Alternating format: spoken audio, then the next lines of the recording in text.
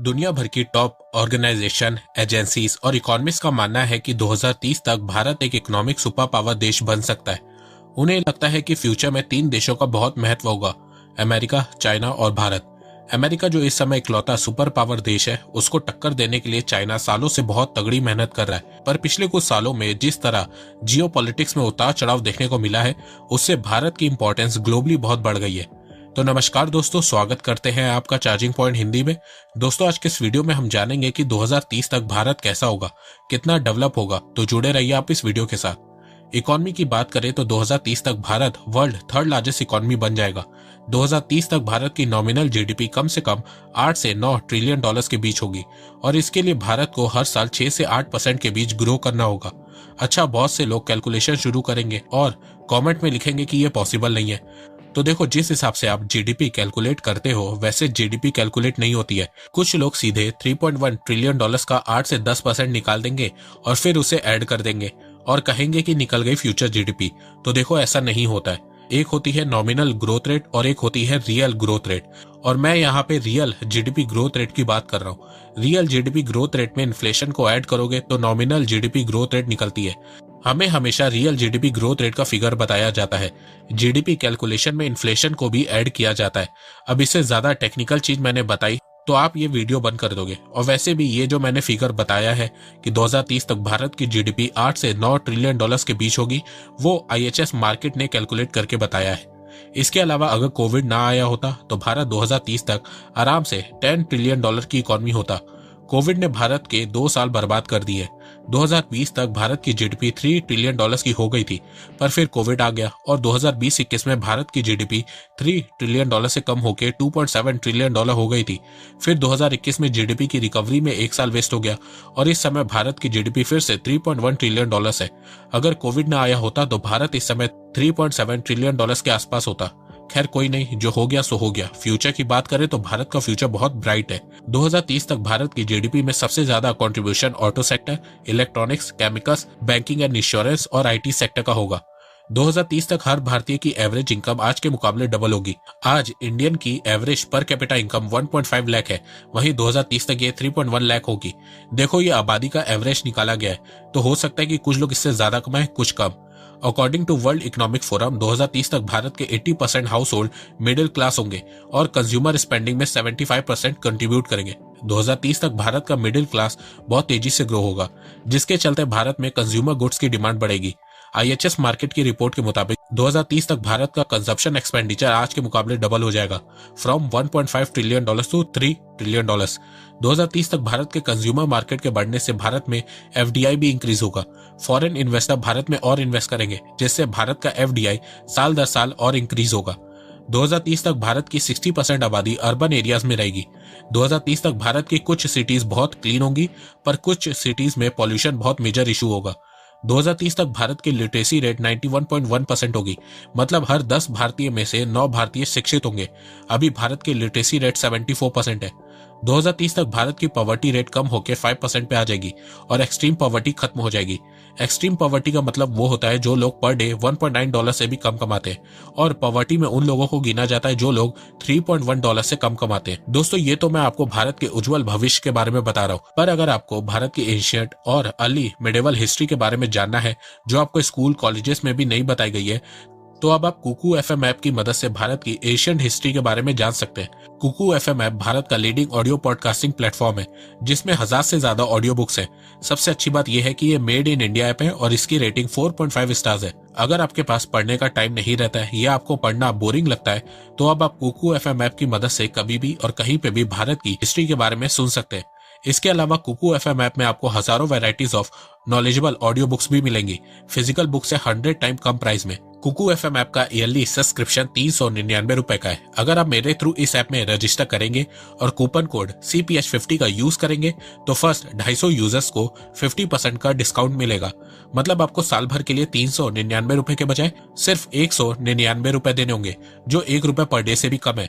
तो इंतजार किस बात का है? लिंक डिस्क्रिप्शन में दी गई है। कुकू एफएम ऐप को डाउनलोड करिए और अपनी नॉलेज को बढ़ाइए।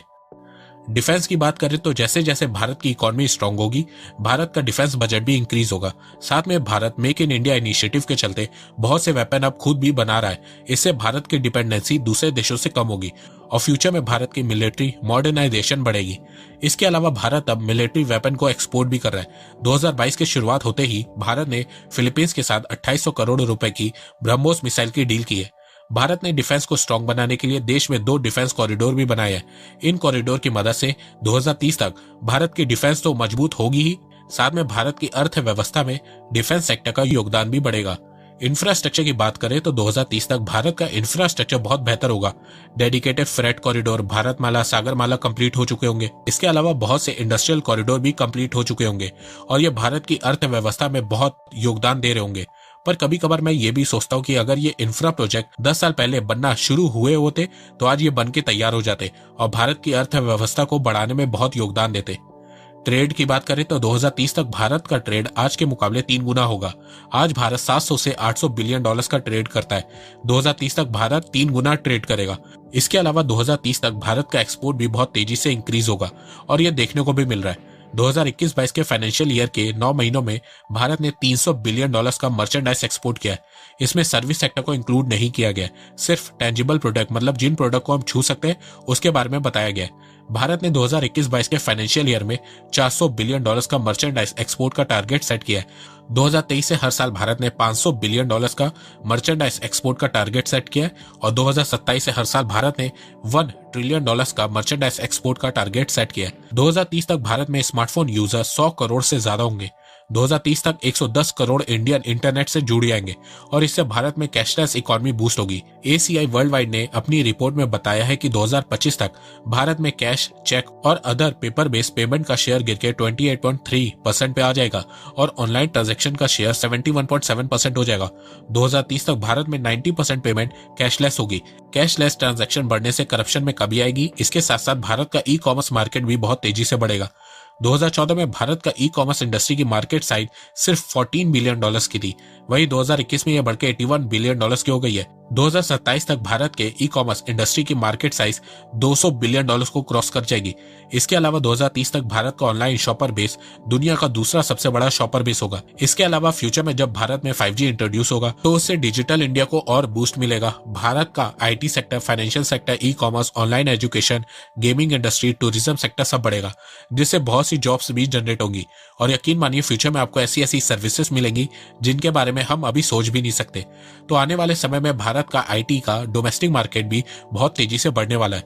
2025 तक भारत के IT का domestic market size 100 billion dollars को हो जाएगा, जो अभी इस समय 45 बिलियन डॉलर्स है। डोमेस्टिक के साथ साथ भारत का IT का ग्लोबल मार्केट भी बढ़ेगा। 2025 तक भारत के IT इंडस्ट्री की ओवरऑल मार्केट साइज डोमेस्टिक और एक्सपोर्ट को मिला के 350 बिलियन डॉलर्स की होगी और 2030 तक भारत के IT इंडस्ट्री की overall market size 1 trillion dollars की होगी। इसके साथ साथ भारत में बहुत ज्यादा स्टार्टअप भी ओपन होंगे। इस समय पूरी दुनिया में स्टार्टअप के मामले में भारत अमेरिका और चीन के बाद दुनिया में तीसरे नंबर पर है और एक अनुमान लगाया गया है कि 2025 तक भारत में 150 यूनिकॉर्न स्टार्टअप होंगे जिनकी वैल्यूएशन 1 ट्रिलियन डॉलर से ज्यादा होगी और ये स्टार्टअप 3.25 मिलियन जॉब्स मतलब कि 32 से 33 लाख जॉब्स क्रिएट करेंगे। यूनिकॉर्न उन स्टार्टअप को बोला जाता है जिनकी वैल्यू 1 बिलियन डॉलर से ज्यादा होती है। 2030 तक हर 10 में से एक इंडियन इनकम टैक्स पेई होगा। इस समय हर 20 इंडियन में से सिर्फ एक ही इंडियन इनकम टैक्स पेई है। अब जब देश में लोगों की इनकम बढ़ेगी, डिजिटल ट्रांजैक्शन बढ़ेंगे, फॉर्मल ट्रांजैक्शन बढ़ेंगे, ट्रांजैक्शन की ट्रांसपेरेंसी इंप्रूव होगी, तो इसके चलते भारत में टैक्स पेयर्स भी बढ़ेंगे। इसके अलावा 2030 तक क्राइम में 1/3 मतलब कि 30% की कमी आएगी। 2030 तक भारत का फर्टिलिटी रेट 2 से कम हो जाएगा। जब फर्टिलिटी रेट 2 से कम होने लगेगा तो भारत की आबादी गिरने लगेगी। 2030 तक जितनी यूएस की आबादी है उससे ज्यादा साल भर में भारतीय फ्लाइट से ट्रेवल करेंगे। 2007-8 में 4.4 करोड़ भारतीयों ने फ्लाइट से ट्रेवल किया था। 2017-18 में ये नंबर इंक्रीज होकर 12.3 करोड़ हो गया था। 2030 तक ये नंबर इंक्रीज होकर 46.2 करोड़ हो जाएगा। 2030 तक भारत की लाइफ एक्सपेक्टेंसी 72 ईयर्स की हो जाएगी। 1947 में ये 35 ईयर्स की थी, अभी ये 67 ईयर्स की है। इसका सिंपल सा मतलब ये है कि भारत में लोगों की लाइफ एज बढ़ेगी, मतलब लोग ज्यादा जिएंगे। इसके अलावा 2030 तक भारतीय का इलेक्ट्रिक पावर कंजप्शन डबल हो जाएगा। मतलब जैसे जैसे भारत में लोगों की इनकम बढ़ेगी वैसे वैसे उनके घर में इलेक्ट्रॉनिक्स आइटम इंक्रीज होंगे और उससे उनका इलेक्ट्रिक कंजप्शन बढ़ेगा। तो दोस्तों जितना मुझे पता था मैंने बता दिया कि 2030 में भारत कैसा होगा। इन सब के अलावा अगर मेरे से कुछ छूट गया है और अगर आपको कुछ पता है तो वो आप मुझे कॉमेंट सेक्शन में बता सकते हैं, मैं उस कॉमेंट को पिन कर दूंगा। तो दोस्तों मुझे लगता है कि अब आपको सब समझ में आ गया होगा। तो अगर आपको ये वीडियो पसंद आए तो आप इस वीडियो को लाइक कीजिए और अब आप मुझे सपोर्ट भी कर सकते हैं पेट्रियन और यूट्यूब में ज्वाइन बटन के थ्रू। एक बात मैं कहना चाहता हूँ, आप जितनी मेरी वीडियोस को शेयर करेंगे उतनी ही रीच मेरी बढ़ेगी और उतने ही लोग मेरे से जुड़ेंगे। तो वीडियो को शेयर करना, चैनल को सब्सक्राइब करना बिल्कुल भी मत भूलिएगा। मैं ऐसे ही एजुकेशनल वीडियोस लाता रहूंगा आप लोगों के लिए। तो अभी तक के लिए बस इतना ही। धन्यवाद। जय हिंद, जय भारत।